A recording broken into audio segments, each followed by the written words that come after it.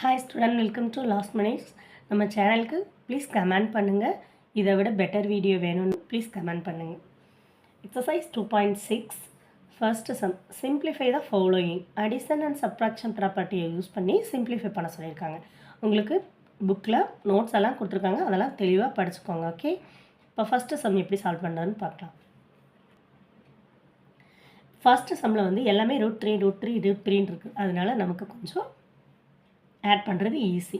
இப்போ ப்ளஸ்ஸை மட்டும் நான் ஆட் பண்ணிக்கிறேன். ப்ளஸ்ஸை மட்டும் ஆட் பண்ணிங்கன்னா 5 + 18 √3 - 2 √3 அப்படியே இருக்குது. நெக்ஸ்ட் இது ரெண்டையும் ஆட் பண்ணிங்கன்னா உங்களுக்கு என்ன வரும்? 23 √3. இது ஒரு கான்ஸ்டன்ட் டேர்மாக மைண்டில் ஸ்டோர் பண்ணிட்டிங்கன்னா அந்த √3 அப்படியே வந்துகிட்டே இருக்கும். ஓகே,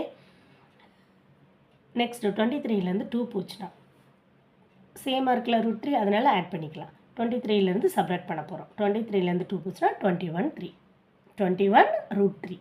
அவ்வளோதான் இந்த சம்மு. √3 வந்திருக்குன்னு பயப்பட வேண்டாம். செகண்ட் சப்டிவிஷனில் அதே தான். க்யூப் ரூட் ஆஃப் 5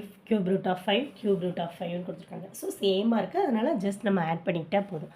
அப்போ 4 + 2 - 3. 4 + 2 என்னது 6. 6லேருந்து 3 போச்சுன்னா 3. அந்த 3 க்யூப் ரூட் ஆஃப் 5 வந்து அப்படியே இருக்கும். ஓகே, இவ்வளோதான் சம்மு. நெக்ஸ்ட்டு தேர்டு சப்டிவிஷனில் என்ன சொல்லியிருக்காங்க? இதில் தான் நமக்கு கொஞ்சம் வேலை இருக்குது. இங்கே 75, 48, 243 கொடுத்துருக்காங்க.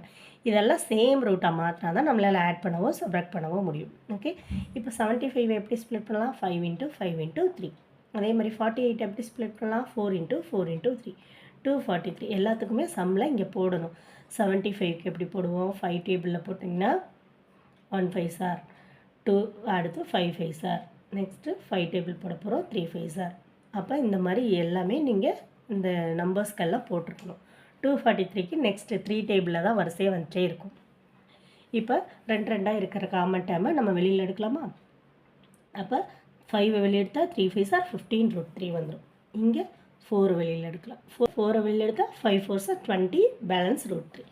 இங்கே ஒரு 3, இங்கே ஒரு 3. அப்போ 3 × 3 9 வெளியில் எடுக்கலாம். அப்போ 9 × √3. நெக்ஸ்ட்டு எல்லாமே √3 வந்துருச்சு. அப்போ நம்ம ஆடாக சப்ராக்டாக பண்ணலாம். அப்போ 15 + 20 - 9. அப்போ 15 + 20 எவ்வளோ?